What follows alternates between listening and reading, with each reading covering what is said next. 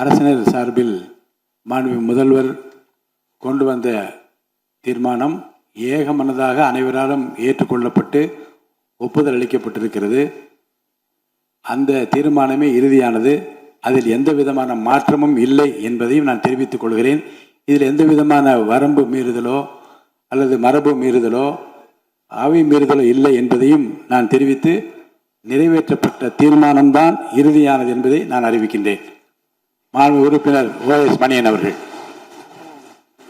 மாண்புமிகு பேரவைத் தலைவர் அவர்களே, ஜூன் மாதம் 12ஆம் தேதி மேட்டூர் அணை திறந்திருக்கப்பட வேண்டும். தண்ணி இல்லை, திறக்கப்பட முடியல. ஆனால் இன்றைக்கு விவசாயிகள் பெரிதும் பாதிக்கப்பட்டிருக்கிறார்கள். வாழ்வாதாரத்தை இழக்கக்கூடிய சூழல் ஏற்பட்டிருக்கிறது. விவசாய கூலி தொழிலாளர்களுக்கு வேலை வாய்ப்பு இல்லாத சூழல் ஏற்பட்டிருக்கிறது. கால்நடைகளுக்கு கூட வைக்கோல் தீவனம் இல்லாத சூழல் ஏற்பட்டிருக்கிறது. இது போன்ற நிலை ஏற்பட்ட பொழுது அனைத்து இந்திய அண்ணா திராவிட முன்னேற்ற கழக அரசில் அன்றைக்கு எங்களுடைய முதலமைச்சர் அவர்கள் அதற்கான அனைத்து நிவாரண நடவடிக்கைகளை மேற்கொண்டார்கள்.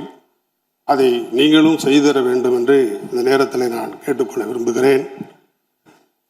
கவர்னர் உரை பக்கம் 38 10 தூண்களில் ஒன்று விவசாயம் என்று நீங்கள் அழகாக குறிப்பிட்டுள்ளீர்கள். விவசாயிகளுக்கு விவசாய கடனை தள்ளுபடி செய்வதற்கு உங்கள் அரசு 2 முறை அறிவிப்பு செய்திருக்கிறீர்கள். ஆனால் இந்த 2 முறை அறிவிப்புகளுமே விவசாயிகளுடைய கடனை அடைப்பதாக, அவருடைய கண்ணீரை துடைப்பதாக, துயரத்தை தீர்ப்பதாக அறவே இல்லை. உங்களுடைய தேர்தல் அறிக்கை அழகாக சொல்லுகிறது, விவசாயிகளுக்கு, குறு விவசாயிகளுக்கு, சிறு விவசாயிகளுக்கு அனைத்து கடனையும் தள்ளுபடி செய்வோம் என்று சொல்லியிருக்கிறீர்கள். இது காலம் தாழ்த்தி செய்யக்கூடிய ஒரு திட்டம் அல்ல. பல திட்டங்கள் நீங்கள் இன்னும் 3 மாசத்திலேயோ 6 மாசத்திலேயோ 1 வருஷத்துல கூட செய்யலாம். ஆனால் இது 30/6/2026 முன்பாக இந்த மாதம் தவணை தவறுகிறது. தவணை தவறுகிற விவசாயிகளுக்கு புதிய கடன் வழங்க கூட்டுறவு சட்டம் இடம் தரவில்லை. எனவே நீங்கள் இதில் உங்களுடைய பொருளாதார கஷ்டத்தை எல்லாம் ஒரு புறம் ஒதுக்கி வைத்துவிட்டு விவசாயிகளுடைய முழு கடனையும் சிறு விவசாயிகளுக்கு உங்கள் தேர்தல் வாக்குறுதியில் சொன்னது போல இந்த கடனை நீங்கள் தள்ளுபடி செய்ய வேண்டும் என்று நான் இந்த நேரத்தில் வற்புறுத்தி விவசாய பெருங்குடி மக்களின் சார்பிலே கேட்டுக்கொள்கிறேன். நீங்கள் 75,000 ரூபாயும் 35,000 ரூபாயும் அறிவிச்சிருக்கிறீங்க. இந்த 75,000 ரூபாய்ங்கிறது குறு விவசாயிகளுக்கு கூட திருப்தி இல்லை. ஏன்னு கேட்டீங்கன்னா, குறு விவசாயிகளுக்கு 93,000 ரூபாய் கடன் அனுமதிக்கப்பட்டிருக்கிறது. சிறு விவசாயிகளுக்கு 1,60,000 ரூபாய் கடன் அனுமதிக்கப்பட்டிருக்கிறது. இந்த கடனை 30/6க்குள் நாம் செலுத்தவில்லை என்றால் விவசாயிகளுக்கு அரசு ஏற்கனவே 8 மாதங்களுக்கு வட்டி தள்ளுபடி என்கிற சலுகை தந்திருக்கிறது. அந்த சலுகை காலம் தவறிவிடுகிறது. அப்படி தவறிவிடுகிற பொழுது இனி வட்டி கட்ட வேண்டிய நிர்பந்தம் ஏற்படும். இந்த கூட்டுறவு கடன் என்பது விவசாயிகளுக்கு கடந்த காலத்தில் கந்து வட்டி, கரண்டு வட்டி, இது போன்ற வட்டிகளில் உட்பட்டு உயிர் நீத்த ஒரு கஷ்டமான சூழலில் இருந்து இந்த கூட்டுறவு கடன் ஏழை விவசாயிகளை காப்பாற்றி இருக்கிறது.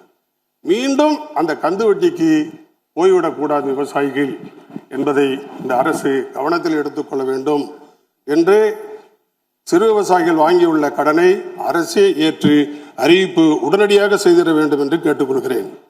அதே போல இந்த ஜூன் 12 தண்ணீர் திறக்கப்படாத காரணத்தால் விவசாயிகளுக்கு மும்முனை மின்சாரம் வழங்கப்பட வேண்டும். எங்களுடைய ஆட்சியிலே நாங்கள் மும்முனை மின்சாரம் தாராளமாக 24 மணி நேரமும் வழங்கினோம்.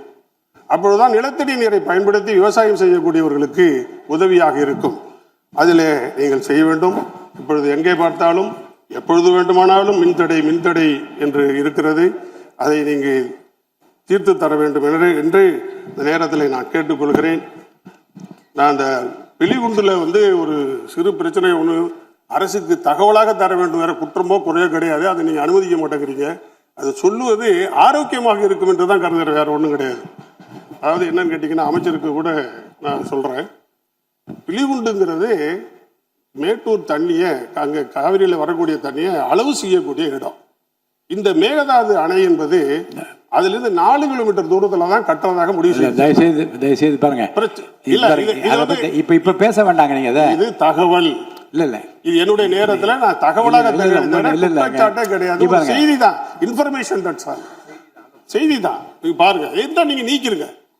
அதாவதுங்க விழிகுண்டில் இருந்து கபினி 250 கிலோமீட்டர், விழிகுண்டில் இருந்து கர்நாடக கிருஷ்ணராஜ சாகர் 200 கிலோமீட்டர். இந்த தூரம் தடை செய்யப்படாத நீர் பகுதி என்று இருக்கிறது.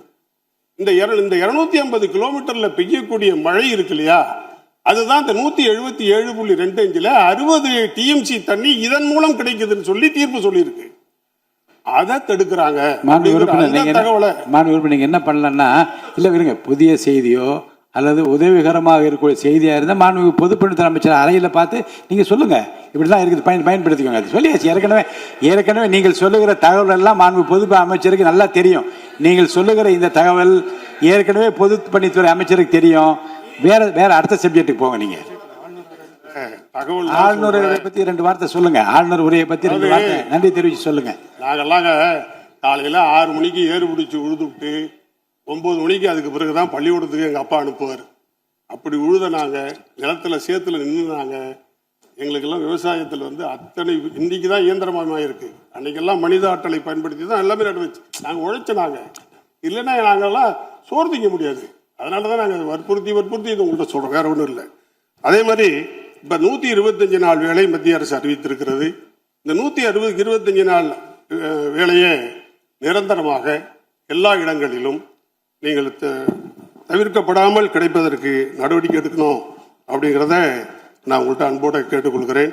அதே மாதிரி இந்த கருணை அடிப்படையிலான அரசு ஊழியர்கள் இறந்துட்டாங்கன்னா கருணை அடிப்படையில் வேலை கொடுக்குறீங்க. அது அரசு ஆணையில் இருக்கு. இது காலதாமதம் ஆகுது, ரொம்ப காலமாக கொடுக்கப்படாமல் இருக்குது. அது தவிர்க்கப்படாமல் அவர்களுக்கு உடனடியாக கிடைக்கணும். குறிப்பாக கல்வித்துறையில் தாங்க இது ரொம்ப பெண்டிங் இருக்குது.